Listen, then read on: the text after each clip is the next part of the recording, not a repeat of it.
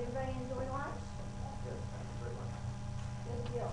I'd like to take just a couple of minutes to get some feedback on what everyone has experienced today so far. Beverly? It's really good. I found out that social media doesn't give us a lot of time and opportunity to be productive. It's really good. That's right. I concur. I didn't know as much about social media. Good. Good. Any other comments? I especially like the dissertation on being legal. Excellent. Well, I personally enjoyed both Professor Katrina's and Delmar Johnson's presentation.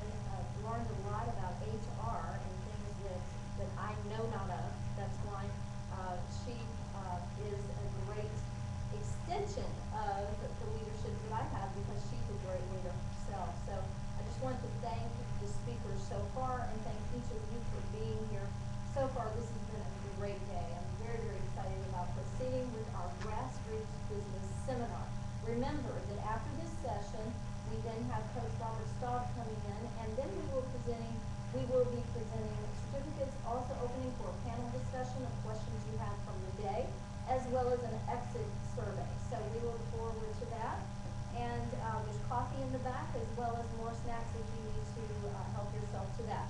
Without any further ado, I would like to introduce a very important person in our community.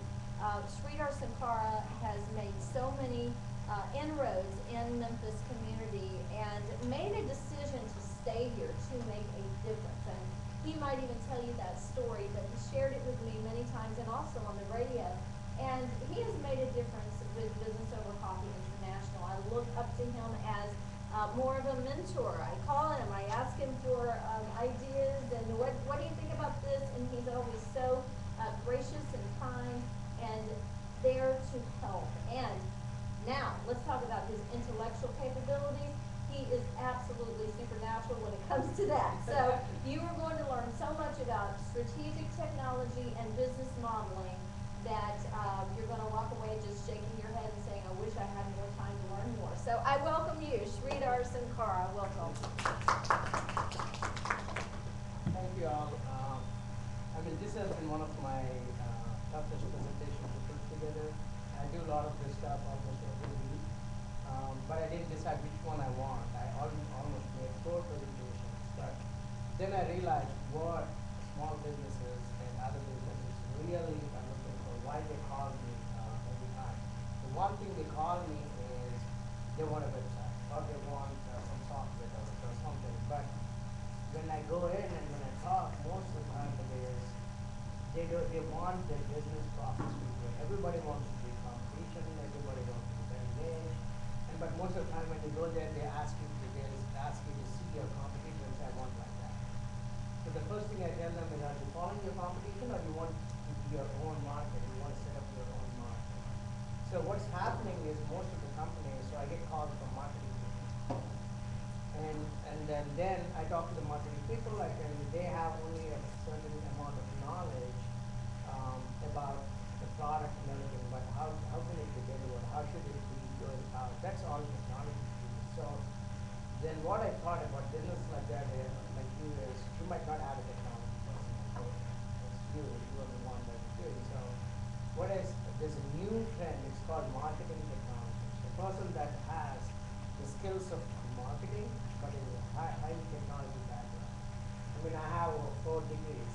So I have a business degree, I have a computer science degree, and I have a city planning degree, I have a master's degree. So, but when I see the way I do things is I definitely apply all of those. Like for example, my architecture is more about look and feel and spaces, how do you use the space. It's the same thing, how do you use space in a website, how well you can utilize the space. So, and then my computer science gives me my technology background. So my MIS gives me marketing into the information system. So that's what I'm going to talk. I'm going to talk about marketing more and how it should be driven into technology.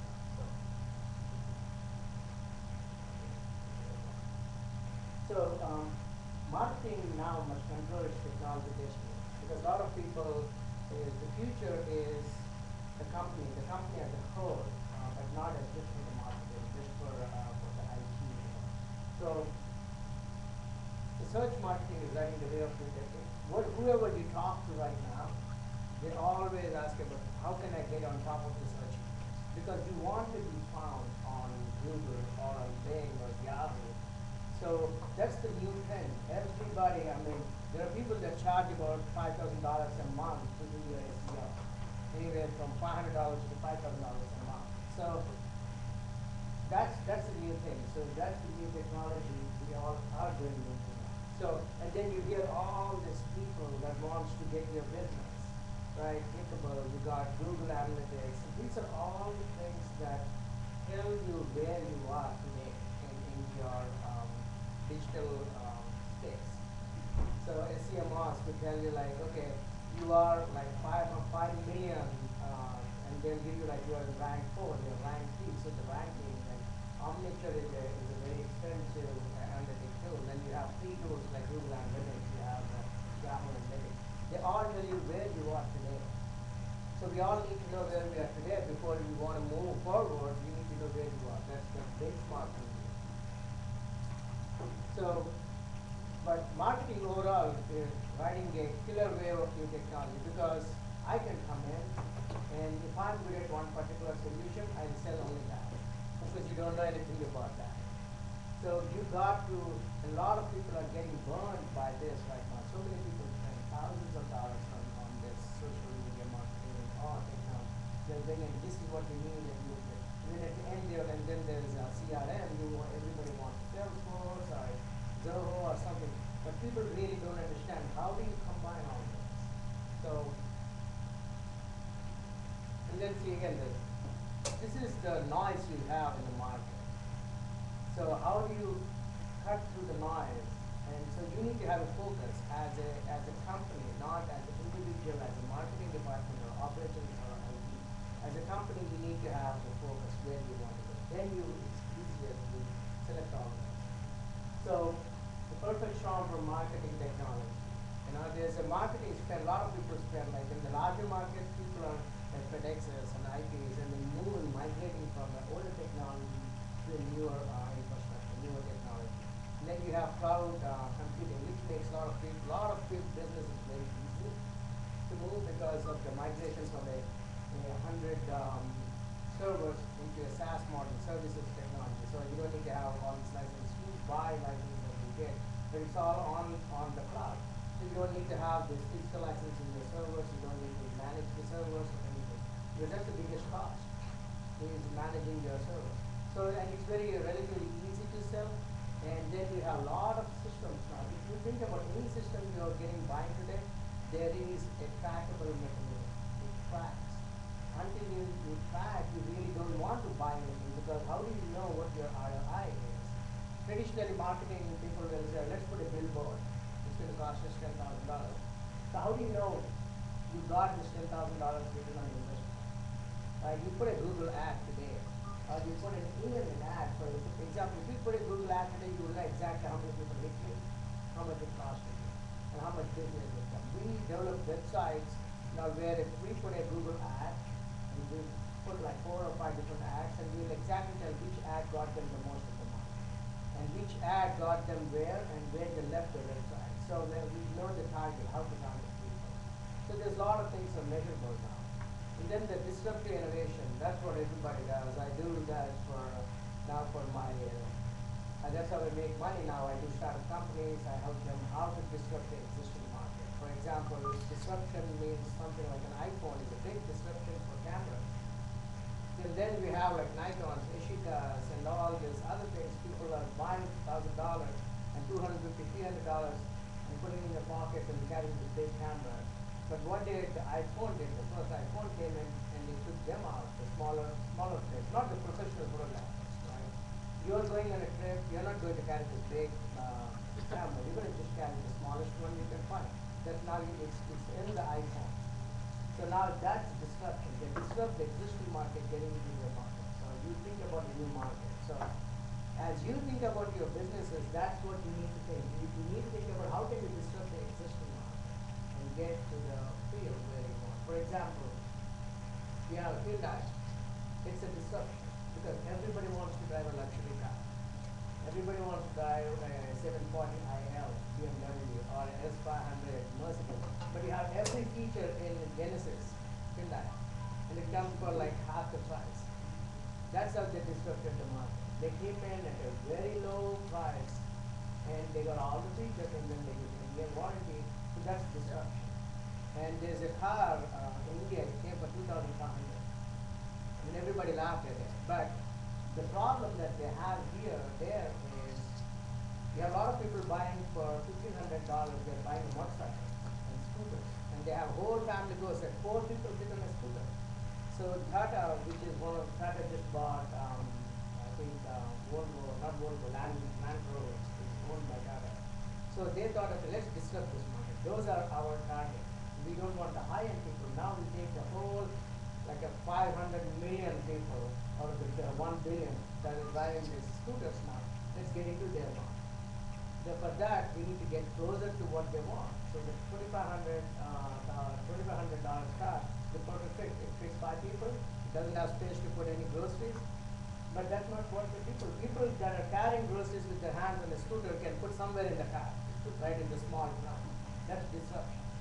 So you need to think about how do you disrupt not the existing things, but how do you reach another target that can build your business.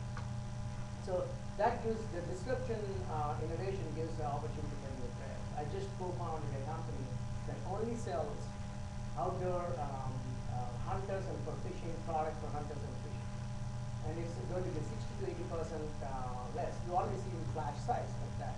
But our thing is going to be there for 3 hours, and after that it's not. You're never going to see that product. So people that can come and buy, and we are having brand products. We also have like small mom and pop kind of stuff that you would never see in a branded store. So you might like those kind of products. You come there, but then you see a branded product, and they say, oh, that's only like $10. I'll just get it. So that's how we are disrupting the market.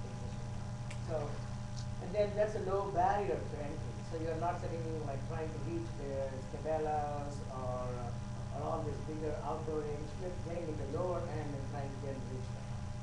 And then the software economics. So you have the low cost margin, low cost and high margin. So we do a lot of software, and it's all about the low cost, how cheap you can get it done, and what's the biggest market.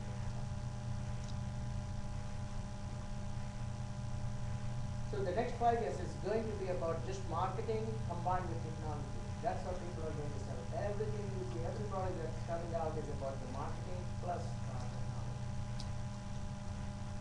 But here is more. Technology, what can you create? You can create web apps, you can create Facebook apps, you can create iPhone apps, Android apps, interactive ads. Interactive ads are the ones I'm saying. The ad can actually count, measure, track everything you want to. And like you have location-based maps, and then your own product. Your product, you're doing all this stuff to either sell your product or do your services, right? So then the extended, this is the extended web. So your website, your microsites, your landing pages, your social media sites, your mobile app, dynamic app. So you are like flooded with so many different things. A marketing person sitting in the chair will have all these vendors coming in telling you, we can create a mobile app for you, we can create a social media app for you, we can create landing pages. So there's landing pages strategists. They only do landing pages. So there's so many people are coming up with so many different things. So this is how the whole thing plays right now. So the internal technology that you have internal, then there's the external technology that's the third party that you, and then there's product technology. So within the product itself, you have technology built in. So all this stuff, your social media marketing, your campaign management, your marketing dashboards, then you have web analytics, CRM. So it's all over. So you want everything for your business to be successful, but how much can you take in? Right? So you need to think about all these things. So connecting the dots. Until you connect the dots, you don't know whether it's a prince or a cross. So that's how crazy it is right now in the digital marketing. So technology decisions in marketing. So you have like creative design. Number of decisions you need to take and time it's going to take for each creative design is just somebody comes with a creative ad and it's very fast. You can quickly take that. And then you have the CRM database. You've got web content management. SunkaraMarch platform. And so as you go, the behavioral targeting is where the decisions are going to be better, but it's going to take time for you to get to that. So you, like for example, we capture on some of our clients, we capture exactly what the person is doing. So when they come back, we'll say, last time this is what you purchased, this is what you browsed last time. So we are getting their patterns, trying to show their patterns. So we had like, I think last week there was an article in one of the journals that says there was this guy that started calling Target and started shouting at them, why are you sending my daughter's name for the things that are forbidden? But finally, the reason why they found out, Target gets your number, your phone number, they know who you are. So if you're buying every day, you go there, and with that phone number, you're buying something that's related to for pregnancy. So that's what they caught me. So they start sending, and then the father called 1 week later and told them that, and again they thought he was trying to be offensive. They're saying sorry, we are sorry, but then you're right, she's pregnant. So when you're shopping, people are targeting you, people are tracking you, people are learning your habits, and that's how they target. And these are the tools that help you. I mean, like, it's not going to be one guy that's always at your register, but the call is coming from somewhere in California if you're marketing here. So there's a system in place that actually helps. I was just in the morning, I was in a meeting for a big financial company. We are telling them how they can create dashboards so that their process can be quicker. So they can see anything that's red, that means somebody is screwing up that particular thing. So we can create those kind of automation. So these are all the technology decisions you have to make. There's marketing capabilities, customer experience, everything. I actually put a half presentation about customer experience, but that's not the one I was showing you. But it's all about customer experience. There's so many things in the customer experience. So the organizational efficiency, the competitive version, technology, these are all the decisions you need to take because of this. That will give you the deepest impact for your business. And technology decisions and marketing strategy end-to-end. So that's what I said. You have to be together in order for you to be successful. Technology decision in marketing. Who decides? The marketers, IT department, web shops, vendors, ad hoc. On what basis? The marketers on the technical deck that somebody has, the right incentives you get, right? The business alignment with what you're trying to buy, and the accountability on the marketing meeting. So bringing all of them together is not going to really get you the best solution. So what you want to do, you have the idea, marketing, always fighting. I mean, like I've been through, I'm in the IT for so long, this is the problem all the time. So the IT wants stability, they want security, they want economy, standardization, and function. Everything has to fall under how they're taught in school, the process. And marketing is speed. They want to take something today and they want it tomorrow. And then the technology people, oh wait, what about the security project? What if somebody hacks into a system? So there's so many things. And then the innovation is what marketing people think about. So the marketing side, the differentiation between their and common people, the experience that a customer is getting. That's all they think about. And this is all what the IT thinks about. So there's no way that they can keep together. They always, but IT doesn't own all technology, right? Right now, IT doesn't own all technology. The days are gone now that IT owns. But if you see the social media and all these things, they're controlled by the marketing. So, I think Apple has the best IT department, right? So that's what they create all this. But all these are not IT projects. They're all marketing projects. They're all iPads, and that was their marketing strategists that created this product, not the IT people. So now you can see there's a lot of technology involved in this gadget, but it's not developed by, the idea is not by IT. So now you see how they need to get together. Digital marketing is like more like a product development than IT. Right? So why it is like that? What customers say? They do what customers experience. Their engines for new revenue. Right? Integral part of the brand, they create an visible competitive positioning, because that's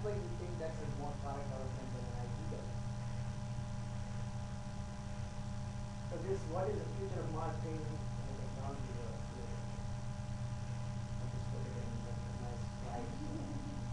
So this is more business model generation. Have you ever heard about business model canvassing? And so this is what I do for any startup that comes to me and I'm on part of it or I coach them. The first thing you realize even when you do a smallest thing is you need to know who is your customer, right?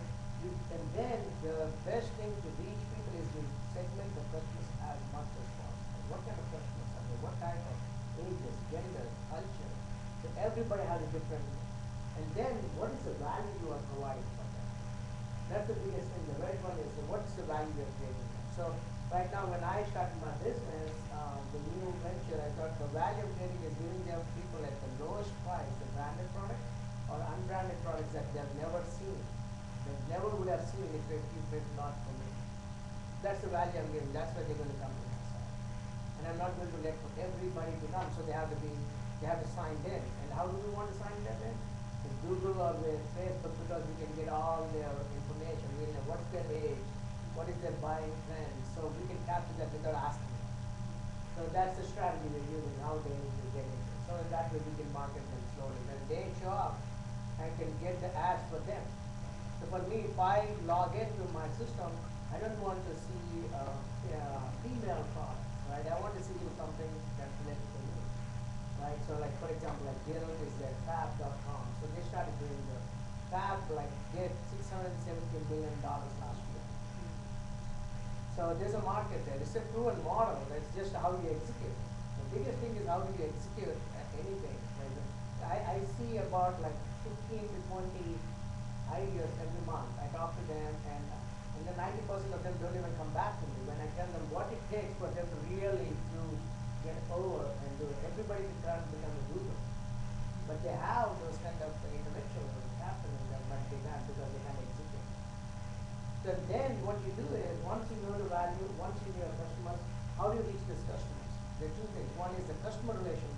That's where the CRMs and all. How do you reach customers? How do you So you will say like 5 times if customer comes, you should recognize your system and say, we're giving you 10% discount because we're being a lawyer. Starbucks does that. Every time you go by, they're tracking you. And I get like almost like 6 coffees a year free. That makes me go back to Starbucks more. Because you get, and that's the only time I buy the biggest Starbucks. All the time I buy small. So they know that, but then they're taking so much money up front. And then you have to say, how can you give your value to your customers? What are your channels? So it depends on type of business. So if it's a web, it's going to be on the web. So for ads or website or e-commerce ad. Or if it's a logistics company, you're actually driving it. So that's where you build the channels. And then this side of this, I get from the red piece to the other side is more the customer management. And everything that's on this is a product or your service management. So what are the key activities? So what do you really need to do to your product? Right, you want to enhance this product. So who are the people that you to do that? And then if you have a department. All that would give you a cost, how much it's going to cost for you to do that. On the other side would tell you how much you can make money.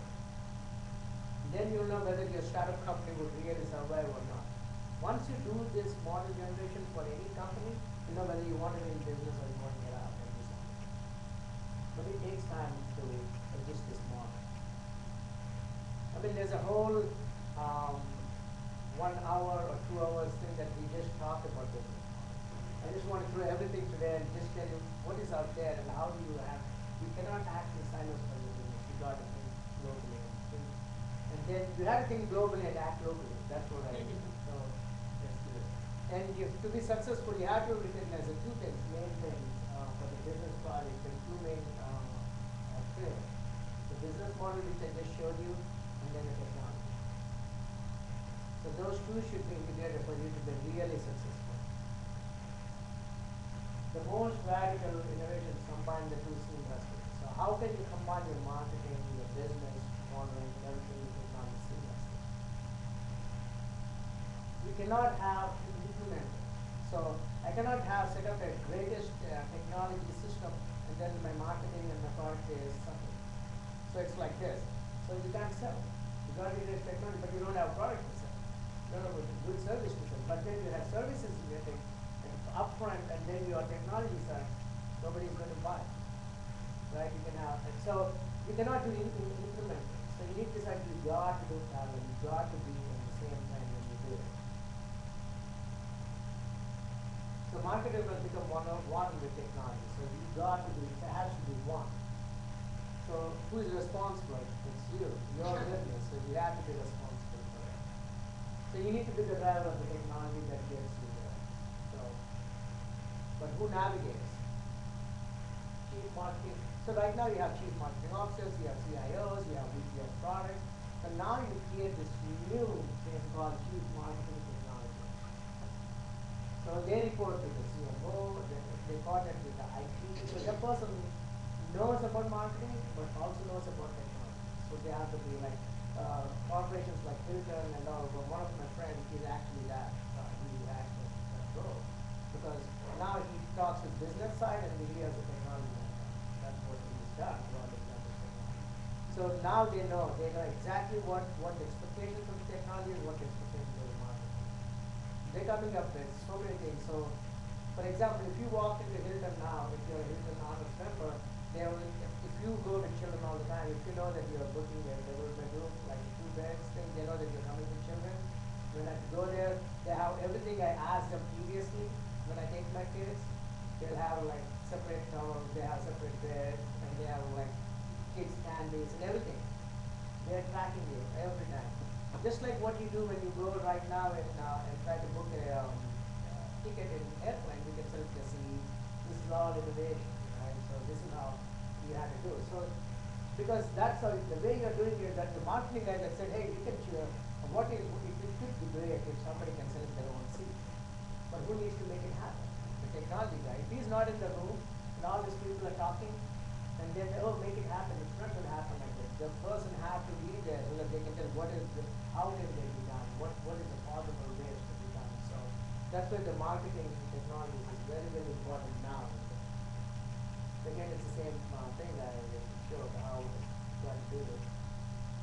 So why brands should embrace technology? These are all some of the things that came out of all this other things, what people are thinking. The secrets of marketing web 2.0. So all this, there's so many people talking about it, but it all ends to how you get all of them together. It's not, you should not have another layer of management. That's the last thing you ever want to do is to build management. So now instead of a new pillar in the structure, you just have another pillar in your marketing. So marketing technology under one umbrella, balance power with IT. So this has to be outside vendors, and everybody has to be part of this. That landscape marketing, marketing vision plus technology there. I'm going to run fast because I'm sick. Enable the CFO to really technology strategic marketing capability. Seamless integration. Not all marketers are technology integrators. Not all marketers do it. So the technology should be part of your marketing vision. These are all. So what it does is it gives the cycle time, it gives the clock speed. So this is what we do for software. It's called agile methodology. As you do, you go and check and you go back and you iterate and do. So you need to have agile marketing methodology. So most of the marketing right now, you have like a $10,000 budget upfront. You decide 5 events you want to do. But after the first event, you don't go back and realize what did well, so you can change to the next one. So just go on, and then end of the year they realize, and then it's too late to do the continuation. And this is all like the technology, is how we do in the technology, but how the marketing company can also use this. So you write, you test. This is all like test-driven marketing.